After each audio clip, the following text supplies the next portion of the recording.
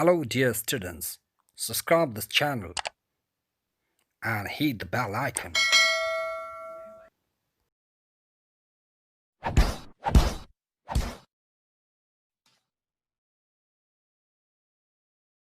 These points which I have presented here in this video are very important for your board examination. If you find these points helpful, try to copy it in your note copies. These points are written in simple language for your easy understanding. You can mix up your own ideas here in these points to beautify your answers. If you need more chapters of your course, check out my video's description. Suraj Bhatt. Hello all my dear students, it's Suraj once again for you to help. Today I have brought an important essay from the 6th unit of the book Encounters, which is Zeroing in on Science Fiction by Gary Goshgarain. Here in this video, I have presented this important essay's main summary points in both English and Nepali languages for you.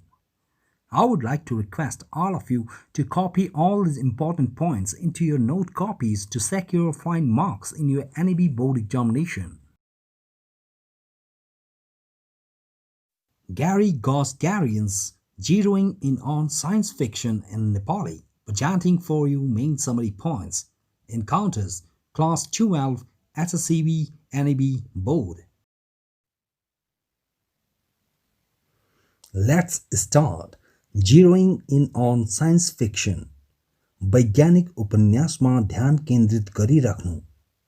This essay, Zeroing in on Science Fiction, has been written by Gary Goshgarain. यो निबन्ध वैज्ञानिक उपन्यासमा ध्यान केन्द्रित गरिराख्नु Gary Goshgarain द्वारा लेखिएको हो. He favors science fiction. वहाँ वैज्ञानिक उपन्यासको समर्थन गर्नुहुन्छ. According to him, science fiction is also a part of literature that deals with future experiences and conditions of human life scientifically and technologically.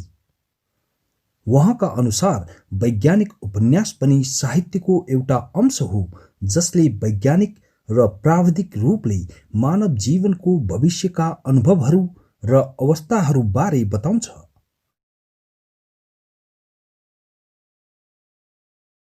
It imaginatively guesses on the results of human life in the scientific and technological world. यसले काल्पनिक रूपले वैज्ञानिक र प्राविधिक संसारमा मानव जीवनको परिणामहरूको अनुमान गर्दछ. The writer says that in every science fiction there should be a plot, characters, action, point of view and tell something about human experiences. लेखक भन्नुहुन्छ कि प्रत्येक वैज्ञानिक उपन्यासमा एक कथासार, पात्रहरू, कार्य, विचारधारा हुनु पर्दछ, त्यसले मानव अनुभवहरू बारे केही बताउनु पर्दछ. The most important part of science fiction is its scientific regions. वैज्ञानिक उपन्यासको सबैभन्दा महत्त्वपूर्ण अंश यसको वैज्ञानिक तर्कहरू हो. According to him, the first science fiction was Frankenstein, written by Mary Shelly. उहाँका अनुसार पहिलो वैज्ञानिक उपन्यास मेरी सेले द्वारा लेखिएको फ्रैंकेनस्टाइन थियो. The writer differentiates science fiction with other kinds of fictions. लेखक वैज्ञानिक उपन्याससँग अन्य प्रकारका उपन्यासहरूको भिन्नता देखाउनुहुन्छ. He emphasizes that for any kind of imagination, science fiction gives its scientific logics. उहाँ जोड दिँदै भन्नुहुन्छ कि कुनै पनि किसिमको कल्पनाका लागि वैज्ञानिक उपन्यास आफ्नो वैज्ञानिक तर्कहरू दिन्छ. Without a scientific rationale, science fiction doesn't move ahead. वैज्ञानिक तर्कको आधार बिना वैज्ञानिक उपन्यास अघि बढ्दैन. But other kinds of fictions show mysterious as well as supernatural powers without having any scientific logic. तर अन्य प्रकारका उपन्यासहरू रहस्यमय साथै पारलौकिक शक्तिहरू बिना कुनै वैज्ञानिक तर्कहरू साथ देखाउँछन्. If we read such kind of fictions, we feel confused about their consequences. यदि हामी त्यस प्रकारका उपन्यासहरू पढ्छौं भने हामी त्यसका परिणामहरू बारे अल्मलिन्छौं. We only think those creations as imaginative creations. हामी ती रचनाहरूलाई केवल काल्पनिक रचनाहरू हुन् भनी ठान्छौं।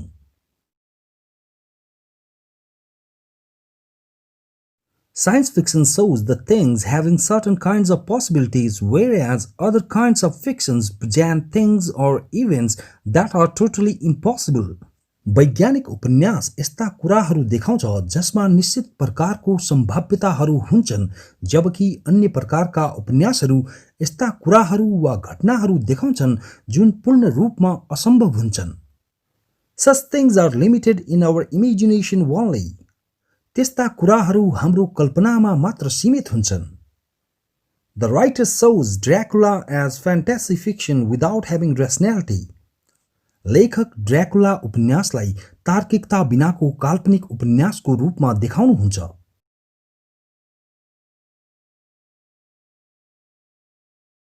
Science fiction can be divided into two parts.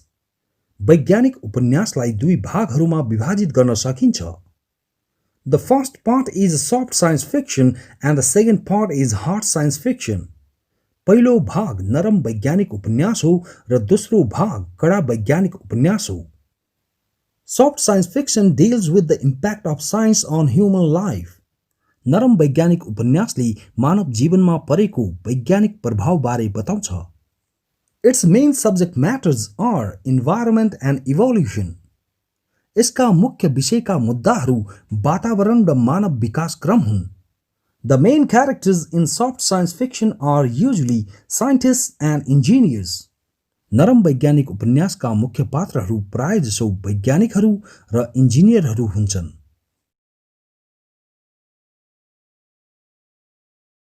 If the readers have knowledge of science, they can enjoy such types of science fictions. यदि पाठकहरूसँग विज्ञानको ज्ञान हुन्छ भने तिनीहरू यस्ता प्रकारका वैज्ञानिक उपन्यासहरूको आनन्द उठाउन सक्छन्। Soft science fiction includes help from various sectors as sociology, anthropology, philosophy, especially to show the moral and social values of scientific advancement. नरम वैज्ञानिक उपन्यासले वैज्ञानिक उन्नतिको सामाजिक र नैतिक मूल्यहरू देखाउनका निम्ति अनेकौं क्षेत्रहरूबाट जस्तै समाजशास्त्र, मानवशास्त्र, दर्शनशास्त्रको मद्दत लिन्छ।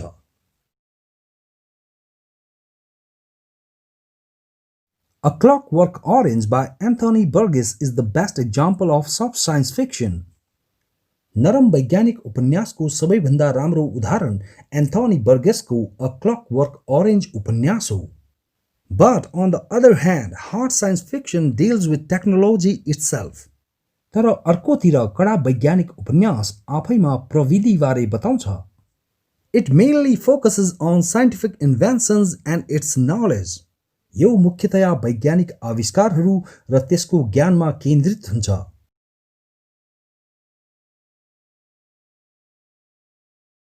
Finally, the writer stresses that science fiction is all in all about humanity.